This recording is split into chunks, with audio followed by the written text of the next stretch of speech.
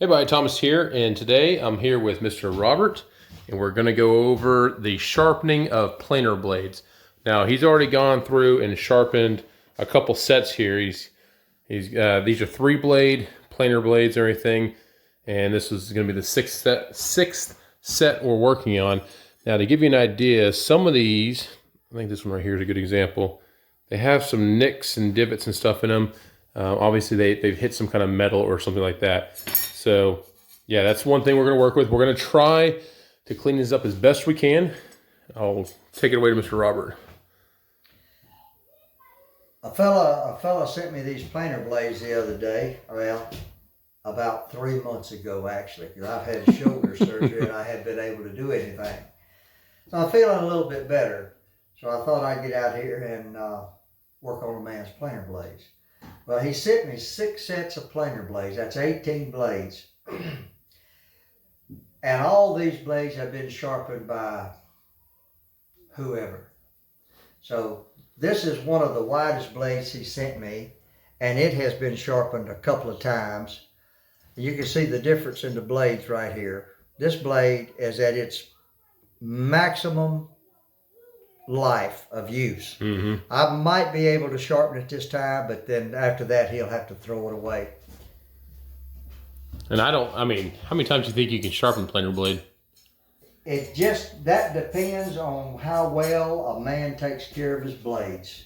If he planes new lumber and doesn't hog the material out of there, cut too deep of a cut, and if he's not cutting a bunch of knots, and he doesn't run the piece of wood through the planer at the same time. A lot of people, let's just say this is a planer, you run it through the middle. Change up on that every now and then. Exactly. If you run it to the same place every time, some of these blades have what I call a belly in them. Yes. Yeah, we saw that on one of the other sets, and that's hard to take out. And I want this blade sharpened straight across here, so you have to sharpen that belly out. So you sharpen here before you ever touch here.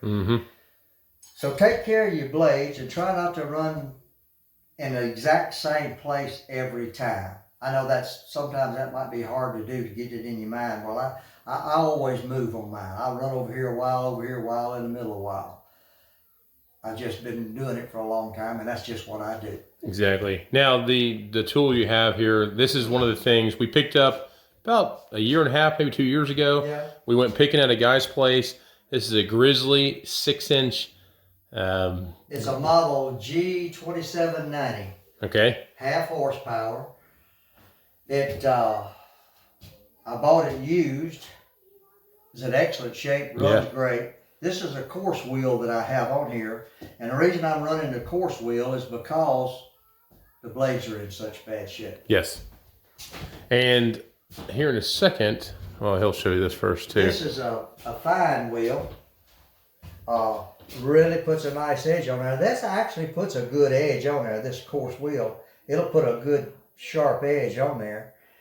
And I won't claim to say where all this is made at, but it's got a bunch of Chinese or Japanese or Korean or some kind I'm pretty sure it's Chinese.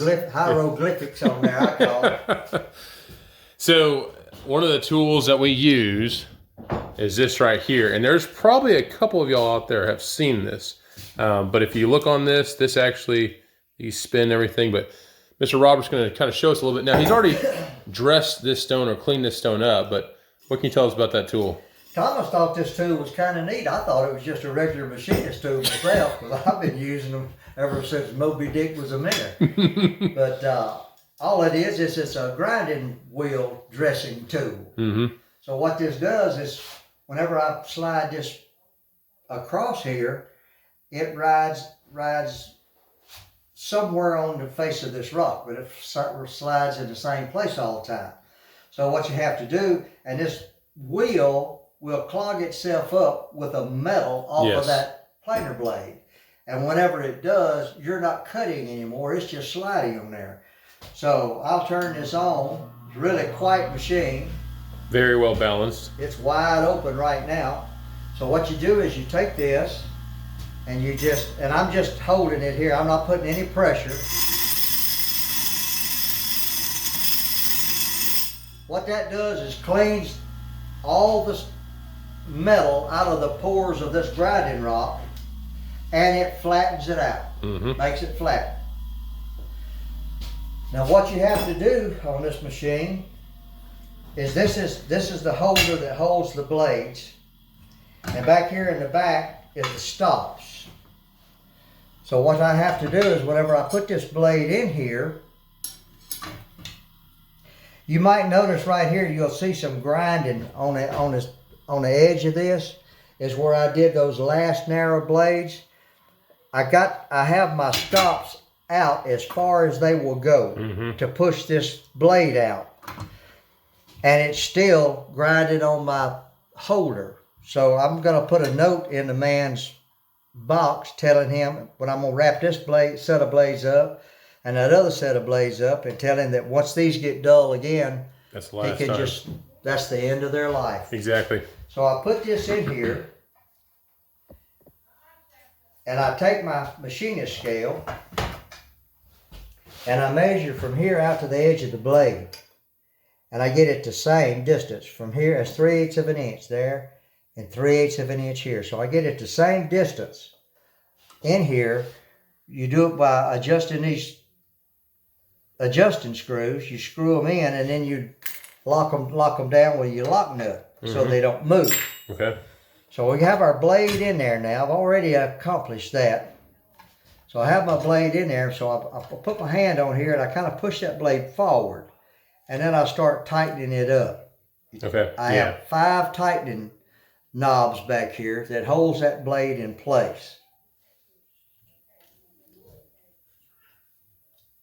And if you have any kind of planer with a straight blade like this, you know how expensive these blades are, and having someone that has a tool like this, or you yourself having a tool like this, you can really extend the life of those blades.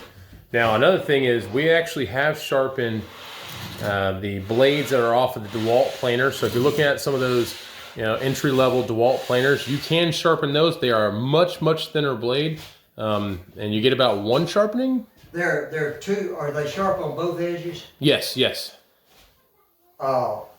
If again, they're real thin. These blades are heavy duty. They're pretty thick, and these other blades are thin, and they have an edge on both sides. Yes. So what you plane with one side, when they get dull, you take your blades out, turn them over, and you got a fresh set of blades.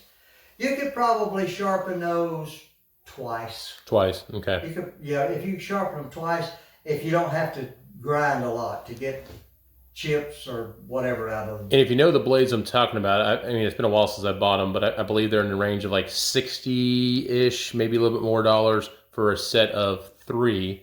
And I do have 2 sides to them, but again, being able to sharpen them twice, I mean, that's going to give you quite a bit more life on that blade.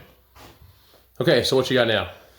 All right, what we're going to do now is what this does is just slides on here as that wheel is turning.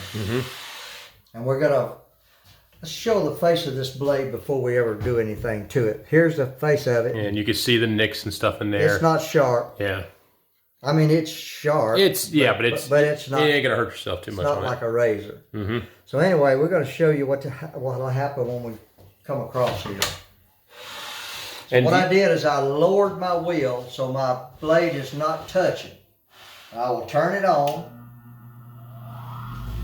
and I'm gradually going to crank this up. While I crank this up, this wheel, this grinding stone is coming up.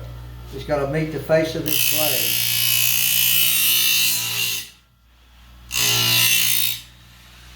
And you can tell there's definitely a high spot and a low spot. And because that blade locked in there, we're going to bring the blade to the correct height, if you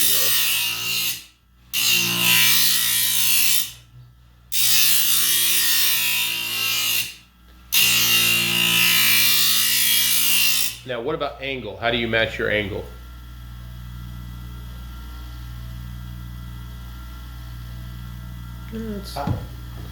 We're at a different angle, but all these blades, I'll tell you what we're going to do. We're down on the tip of that. We're going to leave it there because this has a pretty good chip in it. So we're going to cut more off of the tip of this. You adjust your angle right here. Okay. You have a snugging up screw on this end and one on this end. Yep, and I can see. And you also have a gear tooth right here. Okay. And this is your angle indicator right here. This little knob here adjusts the axis of your carrier. Mm-hmm. You want that where that rides straight. If that's not lined up and straight, this, when it comes across that rock, it'll kind of raise up just a little bit. So you want to make sure that this is all parallel with your rock. Mm-hmm. And that does change. For why it changes, I don't know, but sometimes it changes. Gotcha. But our angles, we're a little steep, not very much. We're a little bit steep on our angle, but we're going to stay there right now, and we're going to cut this, some of this gap. It's got a pretty good gap in the face of in the cutting edge of this blade. Okay.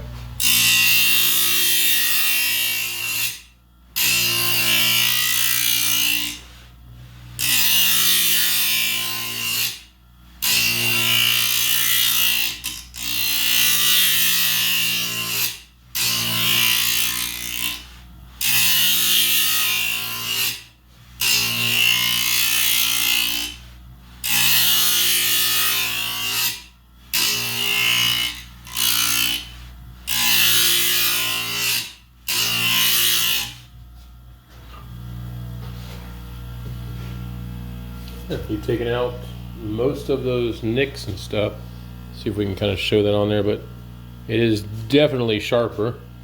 Yeah, it's hard to get my camera to focus on that because I'd have to get kind of behind it, but it's looking good. You can see that the angle is slightly different from what was there before, but again, that's helping to take off those It'll cut. those little. It will definitely cut. Yeah. And you just oiled up the track there some more to help her slide back and forth. A little 3-in-1 oil.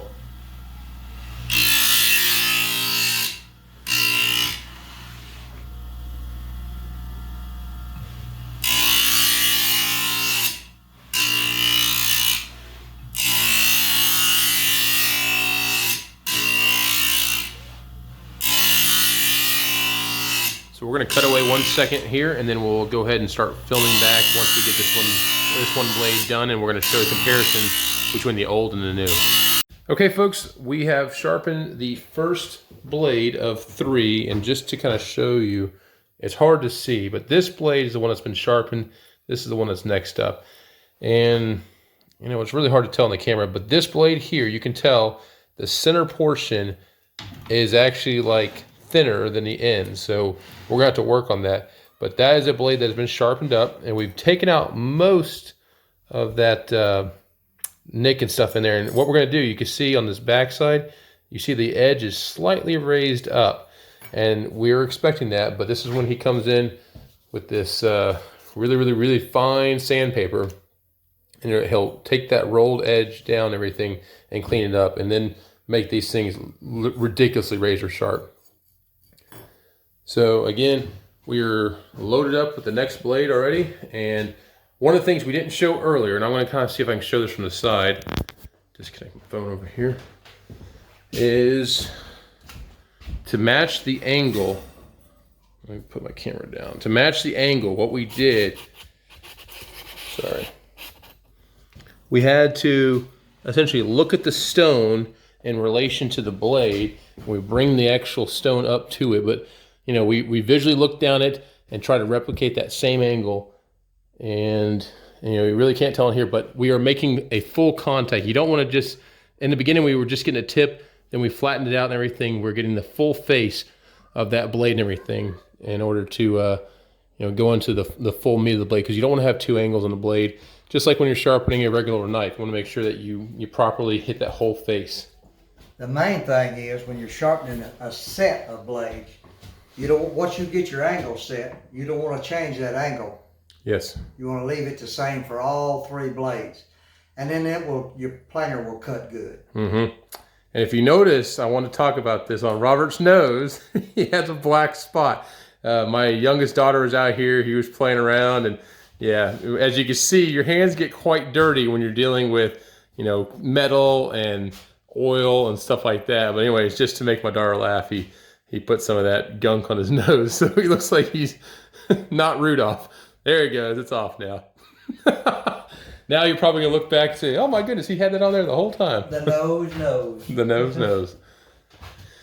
All right, so we're gonna go ahead and I'm gonna put on a time lapse, and you'll see us, you know, fiddle farting around here like we're little mice and everything, quickly, and then go from there. So stay tuned.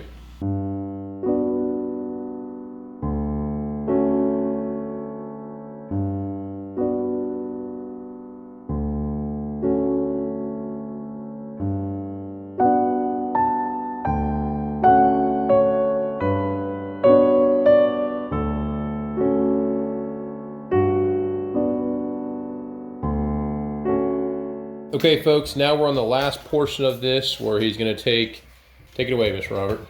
This is 240 grit sandpaper, Mm-hmm. and I'm just going to fold it over here a little bit. It's self-adhesive. It's the only kind of sandpaper I buy is self-adhesive. And you'll hear my kids in the background. They're playing outside. We've so far shot this video in literally one take, so let's not screw anything up now. So what he's going to do here... Oh, Shasta, back up. That's a dog. Move, Shasta. Outside. Outside. Or go next to Daddy.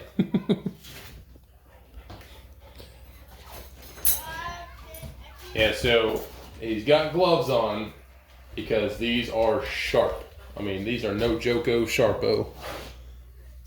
So I go to the back side of the blade,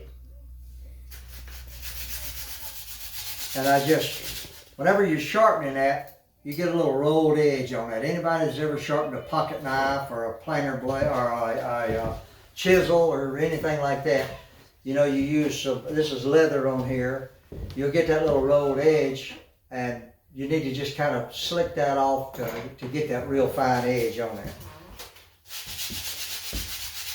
I'm holding that perfectly flat on the back side of this blade, not getting on the angle at all. I'm just gonna hit that just a little bit. And what I'm gonna try to show you on this one right here, see if I can get my phone to focus, but there is, it's really not playing with me, but there is a slightly rolled edge. You can see it right there.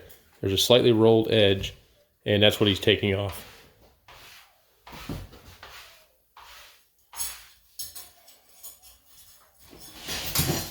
But again, this is a very important step. If you didn't do this, you essentially would not have a sharp blade. Your blade would not be cutting like a brand new blade. But by doing this, taking that rolled edge off, these are, you know, really sharp, hence the fact that he's wearing leather gloves.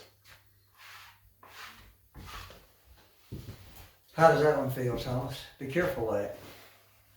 Oh my goodness. I mean, folks, let's see. I want to take a piece of paper over here.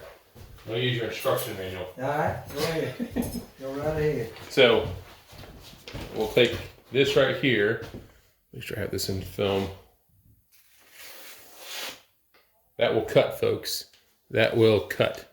So, that shows you how sharp those are after, you know, that is extremely sharp. That blade will cut. It will cut, as they say on Forged in Fire. It will cut. Yeah, so that's what he does on each blade. You know, this is another service that Mr. Robert offers to the public. What do you want to put the finished one at? Where did you get that one from? That was that first stack there. Is that the first one? Yeah. I don't want to mix them up. Oh. His arm. Y'all don't ever tear your rotator cuff.